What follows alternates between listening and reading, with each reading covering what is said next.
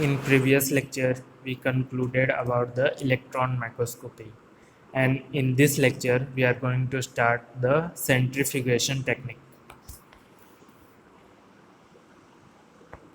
So, what is centrifugation? Centrifugation is a process used to separate or concentrate the material suspended in a liquid medium. The theoretical basis of this technique is the effect of gravity on particle in suspension. Two particles of different masses will settle in the tube at different rate in response to gravity. So what is basic meaning of centrifugation? Centrifugation is nothing but to separate two type of liquid. Means if two liquid are mixed together, then there are different technique by which we can separate that liquid part, and here the centrifugation come into part. So by using different centrifugation technique, we can separate this two immiscible liquid. This is also called as gravity separation.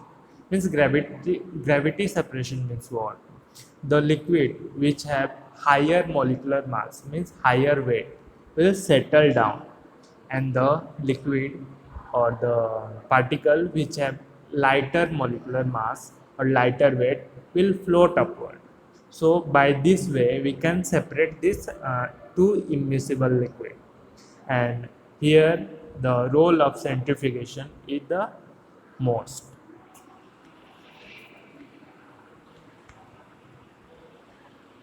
Centrifugation is a process by which involve the use of the centrifugal force for the sedimentation of the heterogeneous mixture with centrifuge used in the industry and the laboratory technique.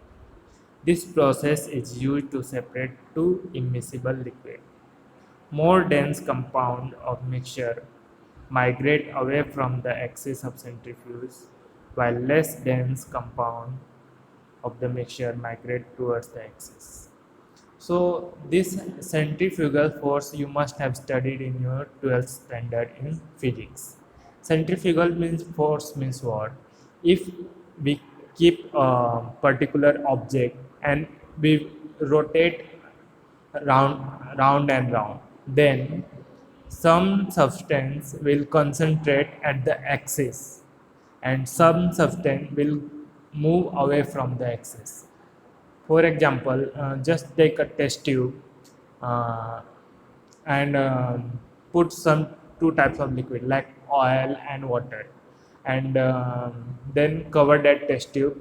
Then take a thread and by that thread make a tight wound of to that test tube and rotate it.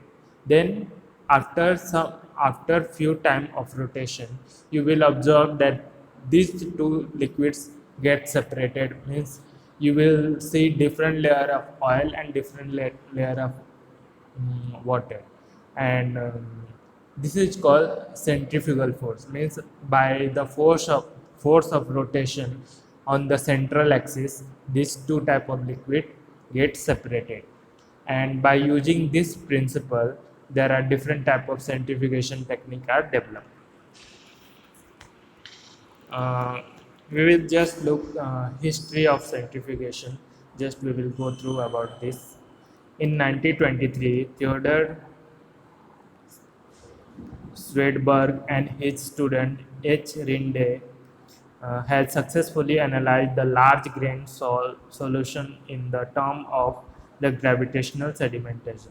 So he and his student, that is H. Hinde, first time practiced this centrifugation technique. Solution consists of substance evenly distributed in another substance, also known as colloid. So two substances are evenly distributed, means the mixture are homogeneous, means equal amount of both substances are mixed. However, smaller grain solutions such as those containing gold could not analyze, and the smaller grain means the particle size which are of very low size, cannot be analyzed. To investigate this problem, he developed an analytical centrifuge equipped with photographic absorption system, which would exert a much greater centrifugal effect. So by using simple centrifugation process, he could not separate the small size particle. So for that, he tried to analyze some higher version of it. Principle of centrifugation technique. A centrifuge is a device. A centrifuge is a device for separating particle from solution according to size, shape, density, viscosity of the medium and the rotor speed. So there are different factors come into play, which by which determine the different type of centrifugation. Which are the different factors, like size of the particle determines, shape of the particle determines, density of the particle determines, and viscosity. So every particle must be having some certain size, certain shape, some amount of density, and some amount of viscosity.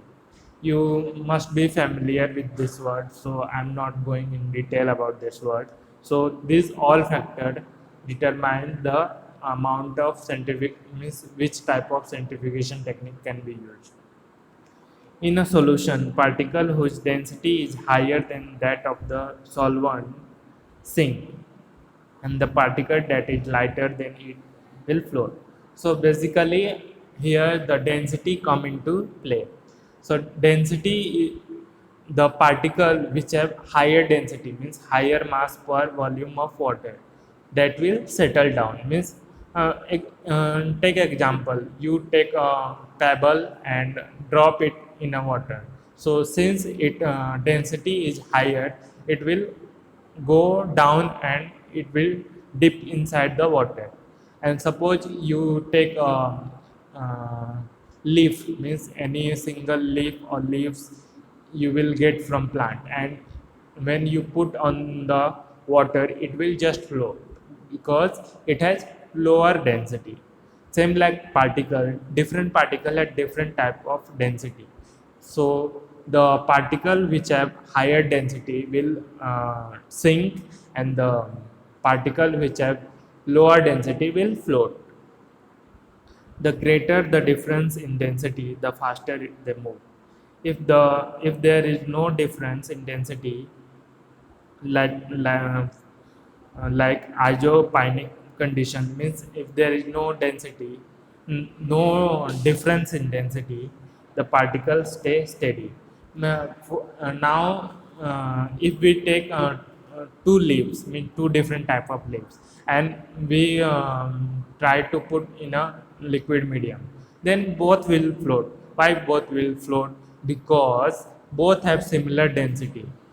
If the if we take pebble and leaf, then pebble have higher density, so it will sink and the leaf will float.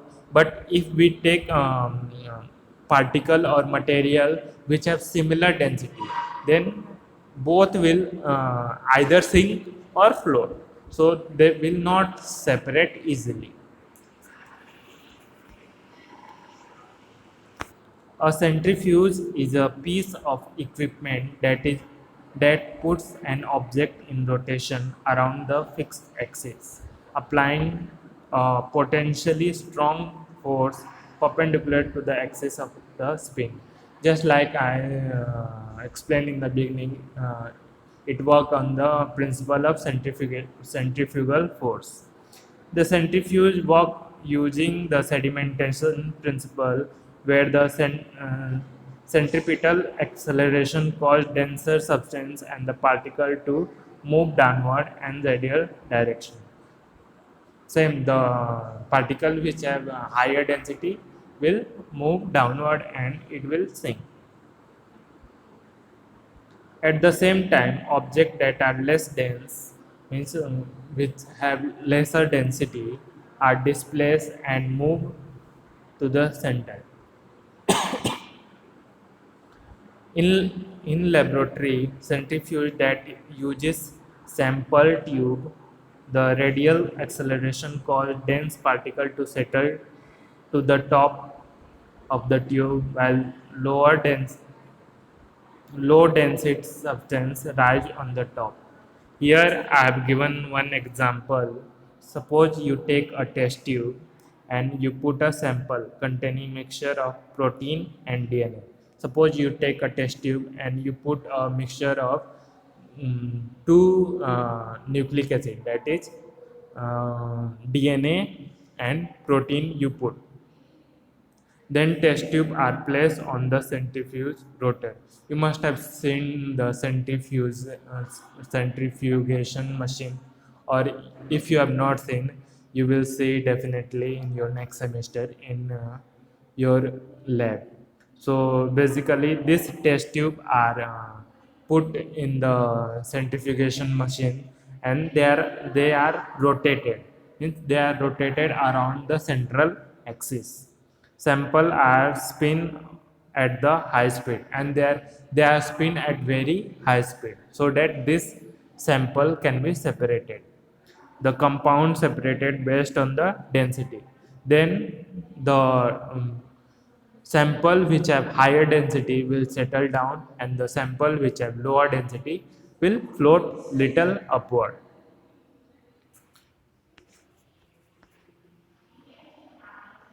So this is the centrifugation rotor. Rotor means what? When we put sample in test tube, and that test tube, they have particular means different type of test tube only, and that test tube is put inside the rotor. So we will see something about this rotor. A centrifuge rotor is a rotating unit of a centrifuge which has fixed holes drilled at an angle. So this rotor have some holes, and that holes are drawn at certain angle, and all the test tube are placed in that holes.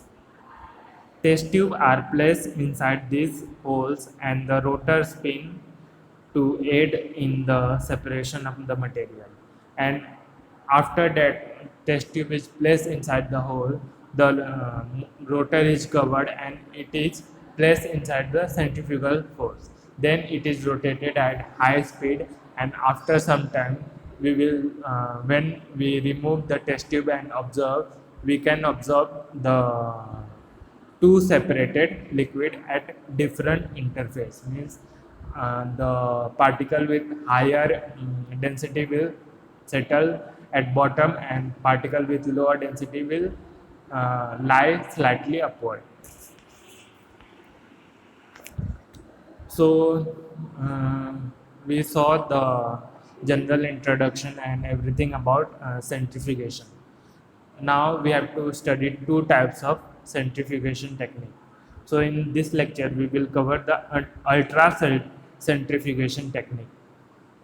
It is the most sophisticated instrument. Means ultra centrifugation technique, the instrument is used, it is most sophisticated. Intense heat is generated due to high speed. Thus, the spinning chamber must be refrigerated and kept as a high vacuum. So, this technique is called ultra centrifuge. Ultra means very high, and in this technique, the rotor is rotated at very high speed. So, if we rotate something at very high speed, there must be probability that they generate certain amount of heat, and if heat is generated, there might be possibility that it might catch fire. So it should be kept deep inside the refrigerator. Why it should be kept in refrigerator? It should be kept in refrigerator so that the heat which is generated is minimized if we keep at lower temperature. It used both preparative work and analytical work. So this is higher version of centrifugation. So this technique is used for Preparatory work means simple work and analytical work, and higher means complex type of separation also.